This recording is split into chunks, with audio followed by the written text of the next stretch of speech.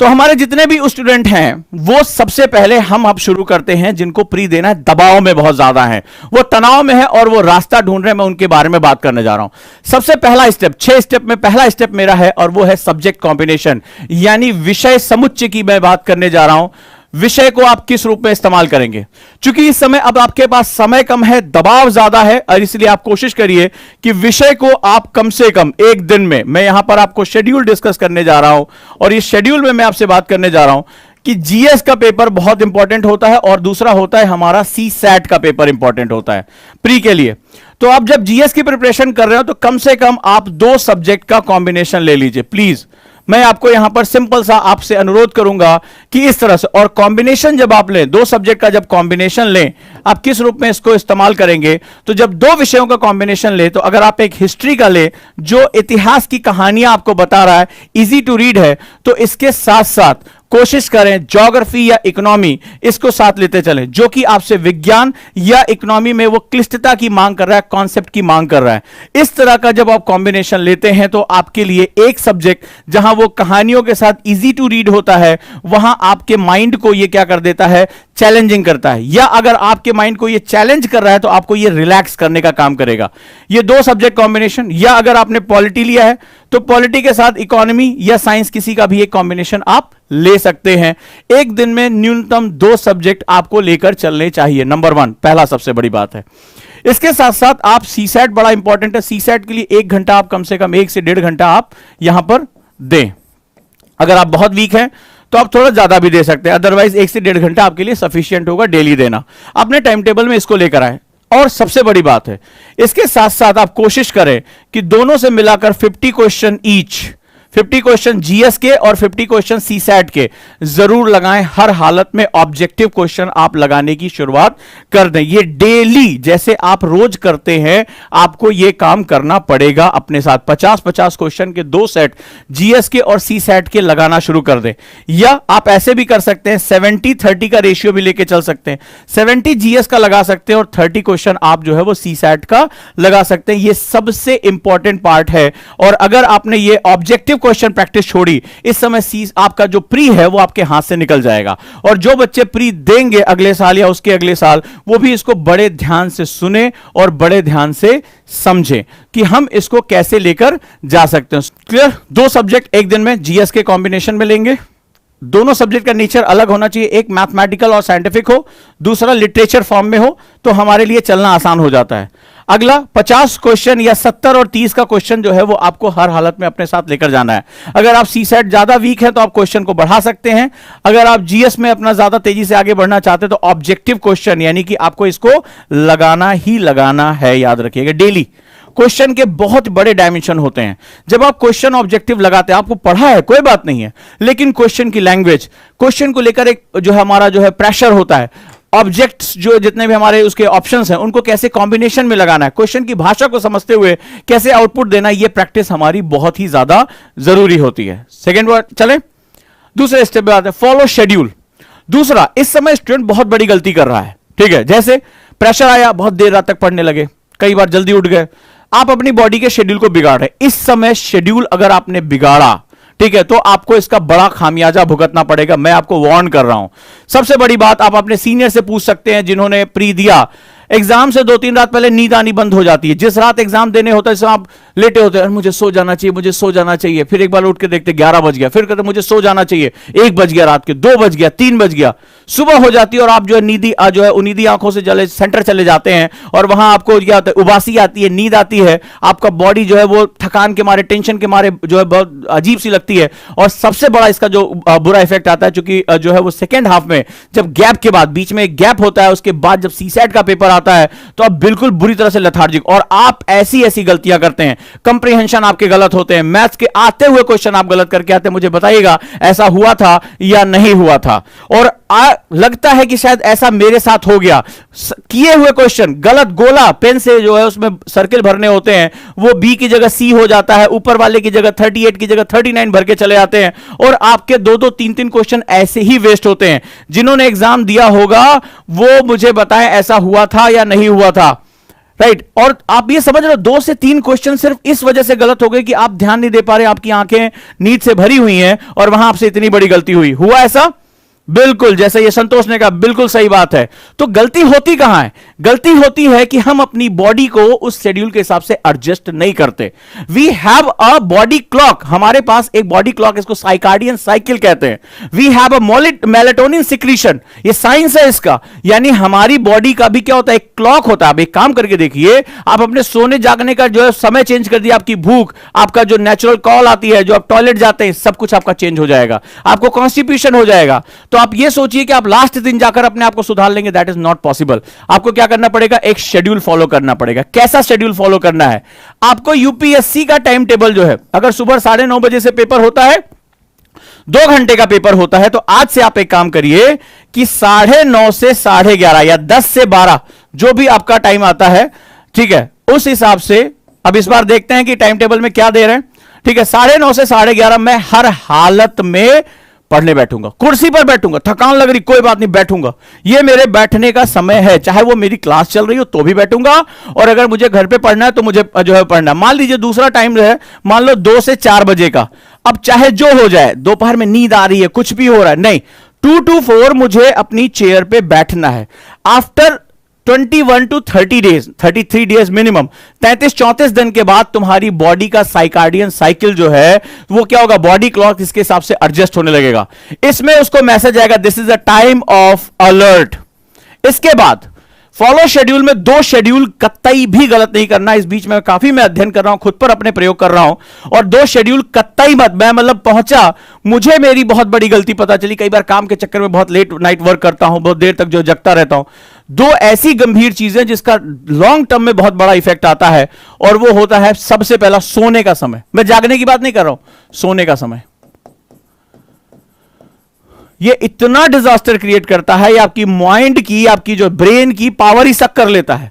आप अपना sleeping time बिल्कुल फिक्स करके रखिए, कुछ भी हो जाए, और ये अभी से शुरू करिए। अभी से शुरू करेंगे तब जाकर धीरे धीरे इसमें इरिटेशन होगी। 10-15 दिन आप उलझेंगे, परेशान, बस क्यों बेकार में सो रहे हैं, नींद नहीं आएगी, but you have to stick this. ठीक है, मेरे साथ ये बड़ी गलती हुई, और इसको सुधारने के लिए मुझे बहुत चीजें जाननी पड़ी, इसका वैज्ञानिक कारण समझना पड़ा। सोने के समय को अपना फिक्स करके रखिए, पर यानी स्लीपिंग टाइम आपको फिक्स एनी हाउ करना ही करना है, राइट। एक तो पढ़ने का समय, और कोशिश करिए यूपीएससी के जो है वो एग्जामिनेशन शेड्यूल के हिसाब से पढ़िए। यहां बैठाइए अपने आप को, चेयर पे बैठाइए, बॉडी को अलर्टनेस होनी चाहिए, रीढ़ की हड्डी सीधी होनी चाहिए, उसको जो है वो मैसेज जाना चाहिए, this is alert time. Body आपकी मैक्सिमम अलर्टनेस पे रहेगी, और इस टाइम को अपना ऑप्टिमल टाइम बनाइए। एक होता है हमारा जो है, इसको हम लोग ऑप्टिमल टाइम बोलते हैं। अगर आपने इसको ऑप्टिमल टाइम में कन्वर्ट कर लिया तो फायदा क्या होगा, मैं आपको बताता हूं। इसका सबसे बड़ा फायदा होगा, आपका जो ब्रेन वेव है वो अल्फा में कन्वर्ट हो जाएगा।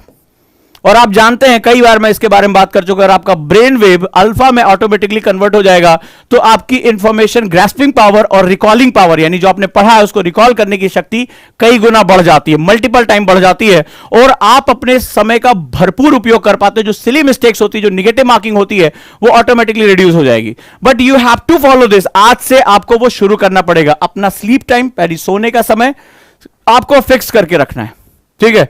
जागने का समय आप उसी हिसाब से, आप अगर, हम क्या करते हैं, हम अपने टाइम टेबल में हमेशा, मैं भी करता था ये गलती, मैं हमेशा सुबह 6 बजे उठना, 7 बजे उठना, आज नहीं 400 बार मैंने भी लिखा, कोई मैं ऐसा नहीं महामानव हूं, लेकिन जब मैंने इसकी जो है वो साइंटिफिक स्टडी शुरू की कि मैं आखिर उस पर सक्सीड क्यों नहीं हो पा रहा हूं, उसको हैबिचुअल क्यों नहीं कर पा रहा हूं, पता क्या चला, सारा खेल साइकार्डियन साइकिल का है। पहले सोने का टाइम फिक्स करो, बॉडी को जितना टाइम आपकी, जो मैंने यहां तक कि आयुर्वेद का अध्ययन किया, मैंने जो है वो जाने माने हिप्नोसिस का अध्ययन किया, जो हाने माने हिप्नोटिसिस है, सबका अध्ययन किया।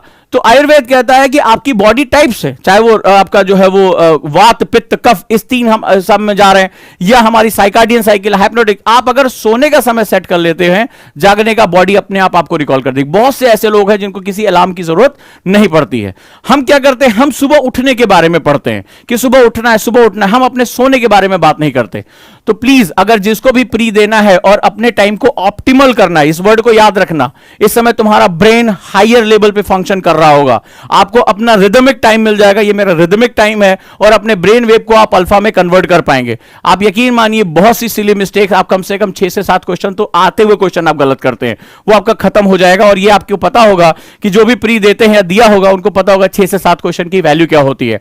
So make sure follow schedule, schedule को फिक्स कर लो, सोने का, खाने का, ठीक है, और एक पर्टिकुलर टाइम पर बैठकर पढ़ने का। चाहे आपको नींद आ रही हो, चाहे जो भी अभी आ रही, आने दो, उस समय नहीं आनी चाहिए एग्जामिनेशन हॉल में। क्लियर है? और आप सभी जानते हैं कि एग्जाम से पहले 1-2 रात में नींद आनी बंद हो जाती है। Third is one of the most important, आपको अगर प्री एग्जाम देना है तो replace your books with booklets. मेरे को जो मेरा कॉन्सेप्ट है, टाइम कम बचा है तो मैं बुक्स की जगह क्या पढ़ूंगा? बुकलेट्स पढ़ूंगा। आई विल रीडिंग बुकलेट्स, ठीक है। और वो बुकलेट्स मैं बना रहा हूं, इंटरनेट से निकाल लिया, मुझे ये नहीं आता था, मुझे फलाना नहीं आता, मुझे क्लाइमेटोलॉजी में साइक्लोन नहीं आता, मुझे जो है क्लाउड फॉर्मेशन नहीं आता। मैंने उठाकर क्या किया, उसको इजी चार्ट वे में बनाया, उसकी बुकलेट्स तैयार की पतली पतली, इस ज्योग्राफी को रिप्लेस करते हुए पतली पतली बुकलेट। इसीलिए तो यही कारण है कि मैं डे 1 से LWMI पढ़ाता हूं। जो भी मेरे स्टूडेंट ओजांकियन मुझे सुन रहे होंगे वो जानते होंगे मैं less word more information method में ही पढ़ाता हूं। इसी मेथड में मेरी क्लास चलती है ताकि उनको, मेरे स्टूडेंट को कभी भी आगे दिक्कत ना आए। और जब वो प्रेशर टाइम आएगा, वही एक टाइम होता है जब प्रेशर पड़ता है, ज्यादातर लोग टूट के बिखर जाते हैं। मैं ओजांकियंस को इसलिए स्ट्रांग बनाना चाहता हूं कि वो उस समय प्रेशर में अपने आप को क्या करे, दबाव जब पड़ता है तो चीजें या तो टूट जाती हैं या वो हीरे में कन्वर्ट हो जाती है। तो ओजांकियंस हीरे में कन्वर्ट होगा, टूटेगा नहीं। इसीलिए डे 1 से हम क्या कर रहे हैं, इसका इंतजाम करते चले आ रहे हैं। सो बुक्स नहीं आपको पढ़नी है, बुकलेट्स पढ़नी है। And the fourth one is one of the my most important. मैंने अपने कई बच्चों को प्री और आगे जो एग्जाम है वो मैंने इसी बेसिस पे निकाला, इसको RSM मेथड कहते हैं। और मैं इसको मानता हूं कि प्री के लिए one of the most powerful brahmastra, इसको रिवर्स स्टडी मेथड कहते हैं, RSM। रिवर्स इंजीनियरिंग का नाम सुना होगा। यानी इसमें हम क्या करेंगे, we do lot of questions, we do lot of objective questions, right. और इन क्वेश्चंस में जो मेरा गलत हुआ उसको मैं एक डायरी में लेकर आऊंगा, और इस डायरी में मैं उसको फ्लो चार्ट, पॉइंट्स में, फिगर्स के थ्रू, राइट, मैं उसको क्या करता जाऊंगा, इकट्ठा करता जाऊंगा। इनकी कैटेगरी बना के एक डायरी लूंगा। For example this is my diary, तो मैं क्या करूंगा, इसमें सब्जेक्ट वाइज, सब्जेक्ट के कैटेगरी वाइज, मान लो मैंने इसको ये पन्ने रखे पॉलिटी के लिए, अब पॉलिटी में ये मैंने रख लिया कॉन्स्टिट्यूशन के लिए, ये वाला मैंने रख लिया मान लो संसद के लिए, पार्लियामेंट के लिए, ये वाला पेज मैंने रख लिया मान लो शेड्यूल्स के लिए, और इसी तरह मैंने हिस्ट्री का, ज्योग्राफी का, उसके पार्ट्स में मैंने इसको डिवाइड कर लिया। अब मेरे मान लो आज पॉलिटी के 7 क्वेश्चन गलत हुए, 7 क्वेश्चन आज मेरे गलत हो गए, मुझे इसी को तो हटाना है। अब 7 क्वेश्चन मेरे गलत हुए तो 4 क्वेश्चन मेरे इसमें संविधान के गलत हुए। मुझे नहीं याद था कि रेगुलेटिंग एक्ट कब आया, मुझे नहीं याद था कि जो है वो वाइसराय की काउंसिल में क्या हुआ था, मुझे नहीं समझ आया, मैं नहीं कर पाया कि जो है संविधान सभा में फलाने के पास कौन कौन सा जो विभाग था। तो और मेरे 3 क्वेश्चन गलत हुए, मान लो मुझे राष्ट्रपति की शक्तियों से गलत हो गए, आपातकालीन शक्तियों से गलत हो गए जो हमारे सेगमेंट थे। अब मैंने क्या किया, मैंने ये 4 अपनी वाली कैटेगरी में डाल दिया, 3 इस वाली कैटेगरी में, छोड़ा नहीं। आप लोग क्या करते हैं, क्वेश्चन लगा के, अरे मेरे तो इतने नंबर आ रहे हैं, भाई के इतने नंबर आ रहे हैं, ठीक है, तो वो नहीं करना है। हमने क्या किया, इसको इसके बाद इकट्ठा किया, जो मैंने स्टेप 1 में बताया, इसको मैंने यहां से इकट्ठा किया, इनको कैटेगरी में डाल दिया। अब इसका क्या किया, इसमें मैंने टॉपिक लिखा और इनको मैंने फ्लो चार्ट में कन्वर्ट कर दिया, LWMI में कन्वर्ट कर दिया, लेस वर्ड मोर इंफॉर्मेशन में मैंने कन्वर्ट कर दिया। और इससे संबंधित आगे मेरा जो भी गलतियां हो रही मैं उसको इकट्ठा करता जा रहा हूं। इसको कंपाउंडिंग कहते हैं। शुरुआत में ये समय लेगा, शुरुआत में ज्यादा टाइम लगेगा, लेकिन कितने दिन तुम संविधान के क्वेश्चन गलत करोगे, 1 दिन, 2 दिन, 4 दिन, 10 दिन, लेकिन कुछ दिन बाद तो समझ में आएगा। मैंने अगर उसको पढ़ लिया, आज मेरे से गलती हुई, मैंने पढ़ा, अरे नहीं वायसराय की काउंसिल में ऐसा था, फलानी जगह ऐसा था, या फलाना जो है वो ऐसे काम हुआ, शक्तियों में अरे ये वाला नहीं, ये वाला आर्टिकल है, तो आज एक दिन गलत हुआ ना, फिर कल दूसरे दिन वो मुझे सुधर जाएगा, तीसरे दिन फिर मैंने गलती की, फिर मैं उसको सुधारा। इसको बोलते हैं कंपाउंडिंग। धीरे धीरे इसमें शुरुआत में पता नहीं चलेगा, इरिटेशन होगी, लेकिन धीरे धीरे तुम्हारी बहुत इंप्रूवमेंट हो जाएगी। तुम्हारी नेगेटिव मार्किंग सडनली कम हो जाएगी, और नेगेटिव मार्किंग जैसे जैसे कम होती चली जाएगी तुम्हारे पॉजिटिव मार्क्स बढ़ते चले जाएंगे ऑटोमेटिकली। और इसको बोलते हैं RSM, यानी reverse study methodology, one of the best method to crack pre examination which is practise by the all toppers. सभी तरह के टॉपर्स इसकी प्रैक्टिस जरूर करते हैं। वो सिर्फ बुक्स या नोट्स नहीं पढ़ते, वो मैक्सिमम क्वेश्चन लगाते हैं, और वो सिर्फ क्वेश्चन नहीं लगाते कि मेरा कितना सही हुआ कितना गलत हुआ, वो अपने गलत क्वेश्चन का एनालिसिस करते हैं उसको बुकलेट्स में कन्वर्ट करते हैं, उस पर विचार करते हैं, धैर्य रखते हैं और धीरे धीरे उनकी नेगेटिव मार्किंग कम होती चली जाती है। आप जितने भी टॉपर से बात करके देखो, उनका मैक्सिमम जो क्वेश्चन गलत होता है वो 4 to 5 होता है। आप कितने भी लोगों से बात करके, पर्सनली बात करके देख लेना, 4 to 5 से ज्यादा क्वेश्चन गलत नहीं। और जो एवरेज स्टूडेंट होता है वो ऐसे रहता है, आज भाई ने 70 क्वेश्चन किए, अगले दिन जब शीट्स आती हैं, अरे यार मेरे 25 क्वेश्चन गलत हो गए, मेरे 26 क्वेश्चन, ऐसे हुआ होगा। तो बस यही फर्क होता है और इससे ज्यादा कुछ नहीं होता है। तो ये फर्क आपको मिटाना है। क्लियर है? So this is the RSM method. Clear हुआ? डन? चलिए अब जरा मेरे से कम्युनिकेशन करके देखो कि मैंने अपनी स्ट्रेटजी में इसको इतना इंपॉर्टेंस क्यों दिया। मुझे बताना, जो सिम्टम्स मैं बता रहा हूं क्या ऐसा होता है? अब एग्जाम में कम दिन बचे हैं, क्या ऐसा होता है कि जब आप अपने पढ़ने की मेज पे बैठते हैं, नंबर 1 लिखते जाओ, चाहे सिम्टम्स चाहो तो लिख भी लो, और जो नहीं दे रहे हैं, बकरे की मां कब तक खैर मनाएगी, उनका भी नंबर अब आएगा अगले 1 साल या 2 साल बाद, उनको भी प्री से गुजरना पड़ेगा। वही टेंशन होनी, ये इनबिल्ट है। आपको इससे बचने का तरीका, आप इससे बच नहीं सकते, इससे बचने का, इसको लड़ने का तरीका ढूंढना पड़ेगा बस। अगर आप ये सोचे कि इस तनाव, इस टेंशन, ये सिम्टम से बच सकते हैं, तो पॉसिबल ही नहीं है। सिर्फ आपको उससे लड़ने का तरीका ढूंढना पड़ेगा। अब मुझे आप पहला सिम्टम बताइए। क्या ऐसा होता है जब आप पढ़ने की मेज पे बैठते हैं तो आपका दिमाग थोड़ी देर पर ट्विस्ट करता है, यार ये क्यों पढ़ रहा हूं, मुझे दूसरा सब्जेक्ट उठाना चाहिए, मुझे बताना हाँ या ना। ऐसा होता है कि सब्जेक्ट चेंज करने का मन करता है, इकोनॉमी छूट रही है यार, पता नहीं यार वो साइंस रह रही है। ऐसा होता है? यस या नो?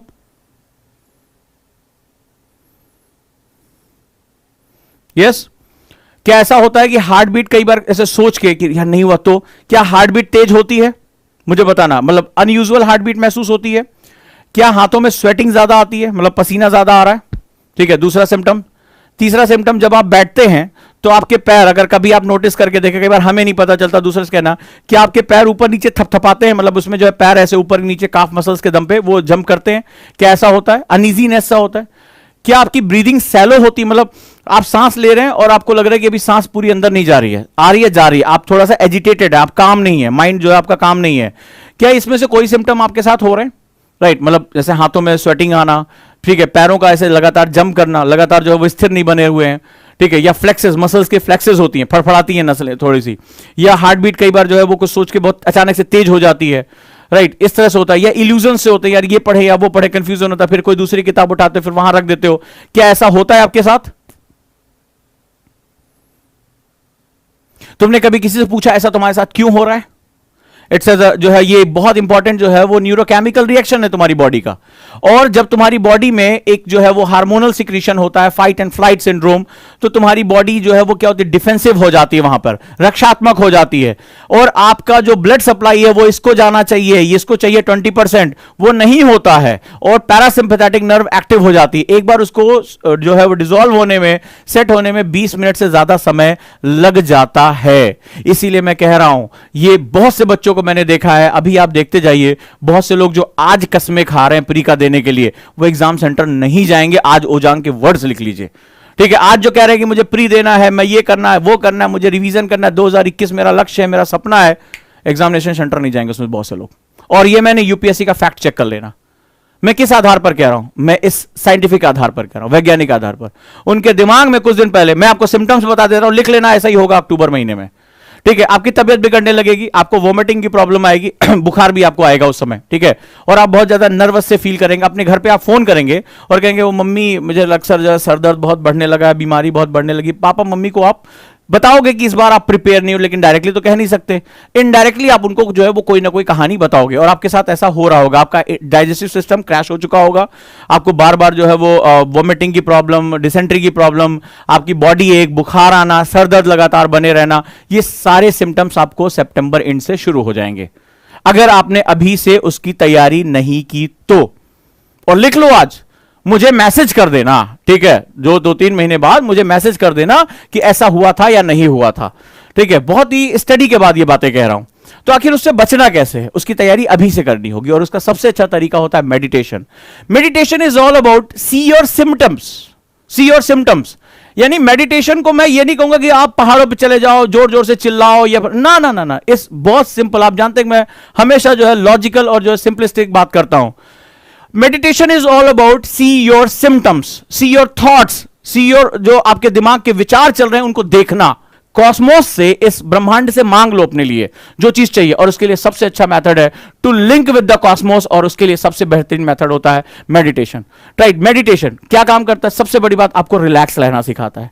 ये ब्रेन वेव्स डिस्टर्ब हुई, बीटा में गई, आपका पैरासिम्पैथेटिक नर्व आया, आपके ऐसे ऐसे हाथ कांपेंगे। आप देखना, कभी नोटिस करके देखना, किसी कहना मुझे क्या मेरे सिम्टम्स क्या होते हैं, जब मैं टेंस होकर क्या होता है, मैं मेज पे बैठता हूं, पैर कांपेंगे, स्वेटिंग होगी, हाथों में पसीना आएगा, बार बार मसल्स फ्लेक्स करेंगी, इसका मतलब आप रिलैक्स नहीं हो। और अगर आप रिलैक्स नहीं हो तो आपका ब्रेन वेव अल्फा में जा ही नहीं सकता, और आप जो पढ़ोगे वो आपके सामने काले सफेद अक्षर जा रहे होंगे, लेकिन आपके दिमाग में कुछ नहीं जा रहा होगा, आपका पूरा पूरा टाइम वेस्ट हो रहा होगा।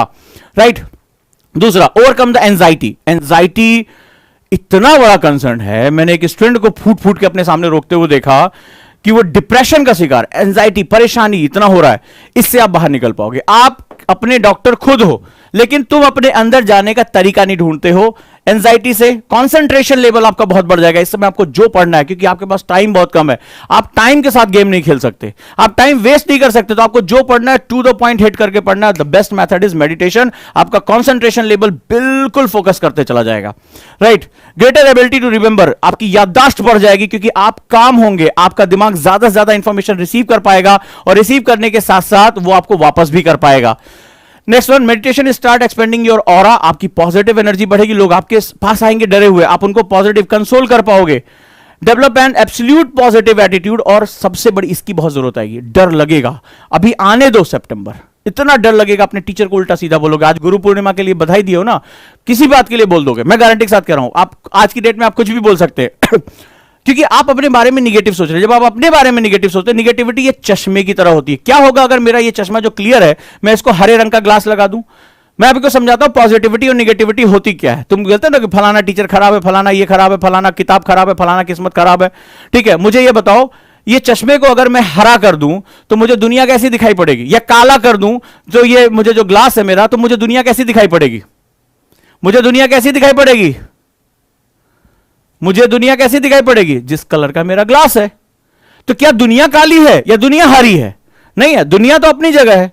क्या चीज बदला? मेरा ग्लास। कहते हैं ना, चश्मा उतार के दुनिया को देखो। So negativity is all about this glass, जो ऋणात्मकता। हम दुनिया भर को गाली देते हैं, हम दुनिया भर को निगेटिव कहते हैं। एक्चुअली निगेटिव हमारा एटीट्यूड होता है। ये चश्मे का ग्लास हमारा निगेटिव है, और हमें पूरी दुनिया में हर आदमी हमारा दुश्मन दिखाई पड़ता है। इसकी वजह से मेरा सिलेक्शन नहीं हुआ, इसकी वजह से मेरा सिलेक्शन नहीं हुआ। ये फलनवा उस दिन आ गया था, 2 क्वेश्चन नहीं पढ़ पाए थे, वही 2 क्वेश्चन आ गया होता एग्जाम में तो हम ये पढ़ जाते। ये फलनवा राहु केतु, यहां किसको भी नहीं छोड़ते, ये राहु केतु को भी पकड़ लाते कि इसकी वजह से नहीं। वो पंडित जी बोल रहे थे भारी पड़ गया, इसी वजह से मेरा जो है प्री नहीं निकला। Because of, so make your attitude positive. अगर पॉजिटिव रहो, डर लगेगा, उस दिन भी लगेगा, but yes, this exam, this exam, ये एग्जाम है और मुझे इसको अच्छे से देना। मैंने बढ़िया से पढ़ाई की, अपने ऊपर कॉन्फिडेंट रखो, आप देखो एग्जाम क्रैक करके आओगे। Right, and ability of comprehension is much higher. Comprehension का मतलब होता है बोधगम्यता, समझ। और तुम्हें पता है सीसैट में सबसे ज्यादा डिसाइडिंग फैक्टर कंप्रीहेंशन होता है, बोधगम्यता होता है। तो मेडिटेशन के आपके बहुत फायदे हैं, बहुत फायदे हैं। ये आपको पूरे, आप आधे घंटे इन्वेस्ट करोगे, 23.5 घंटे तुम्हारे दे देगा, अच्छी नींद तुम्हें देगा, आप टफ से टफ कंडीशन में अलर्ट होकर काम कर पाओगे। ज्यादा देर अपने आप को पुश, कई बार मौका आएगा अपने आप को पुश करना पड़ेगा, नींद आ रही होगी, थकान लग रही होगी, लेकिन आप 15 मिनट की मेडिटेशन आपको अगले 2-3 घंटे के लिए पुश करेगी। चल एक धक्का और मारते हैं, आज ये चैप्टर खत्म करके उठेंगे। ठीक है, तो इस तरह की जो ताकत है वो आपको मेडिटेशन देगी। और आज सुबह ही मैंने जो है, मैं अक्सर इस तरह के प्रयोग करता रहता हूं। सो अपने टाइम टेबल में 15 से 30 मिनट मेडिटेशन के लिए आज से रख ले। जो भी प्री देने जा रहे हैं वो इसको इंटीग्रल पार्ट बना लें। इंटीग्रल, जैसे हिस्ट्री, ज्योग्राफी, पॉलिटिक्स, कोई ऑब्जेक्टिव क्वेश्चन लगाना, इसको मत छोड़ना, क्योंकि लास्ट में धोखा यही देगा अगर इसको सुधारा नहीं अभी तो। ठीक है, एक बार पैरासिम्पैथेटिक नर्व एक्टिव हो गई, 20 मिनट के लिए तुम्हारा दिमाग ब्लॉक हो जाता है। अब आप सोचो कि अगर 2 घंटे के पेपर में अगर आपका 1 या 2 बार आपके साथ ऐसा हो गया तो आपके टाइम से कितना टाइम निकल गया। आप खुद ही बहुत ही विद्वान हो, कैलकुलेशन कर सकते हो। एंड रेगुलर रिवीजन, अपने टाइम टेबल में आप आगे आगे भागे, बनाया होगा ना टाइम टेबल, 15 दिन में ज्योग्राफी खत्म करनी, 15 दिन में हिस्ट्री, 15 दिन में फलाना पॉलिटी। रिवीजन के लिए टाइम दो, इसको जरूर कर लेना रिवीजन के लिए, सबसे इंपॉर्टेंट मेथड। और कुछ भी उसमें नया चाहिए बताओ ओजांग को, ओजांग करके देगा यार। तुमने देखा होगा मोस्टली मैं अपना गला उसमें फाड़ के आता हूं। तुम्हें मैं जीतते हुए देखना चाहता हूं, तुम्हारे पास हारने का कोई कारण उपलब्ध नहीं है, इसलिए बहाने मत बनाना। बहाने मत बनाना। हिमालय को भी टर्न करना होगा तो कर लेंगे तुम्हारे चक्कर में, ठीक है, लेकिन तुम्हें जीतना है, यह बात याद रखना। तुम्हें हारने नहीं देना है, इस बात को आप बहुत ध्यान से समझ के रखना।